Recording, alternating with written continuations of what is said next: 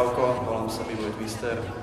Reagujem na výzvu od Dextera, ktorý ma požiadal, aby som nejakým spôsobom inšpiroval alebo motivoval mladých B-Boys, začínajúcich na Slovensku, a možno im dal nejakú rádu alebo posunuli nejakú myšlienku, ktorá by mohla dostať vyššie.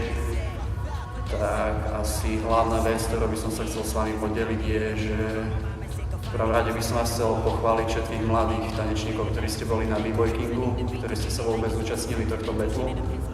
Je to super, že ste nabrali odvahu na to, to je naozaj výborné. A čo by som možno chcel odkázať mladým B-Boys je, že mali by ste hľadať možno väčšie výzvy.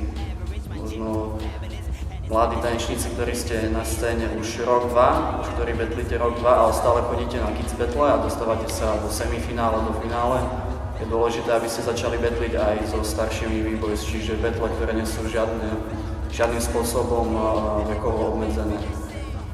Z vlastnej skúsenosti viem povedať, že skúsenosti, ktoré naberiete battlaním so silnejšími B-Boys, vás posunú oveľa vyššie. Asi tak.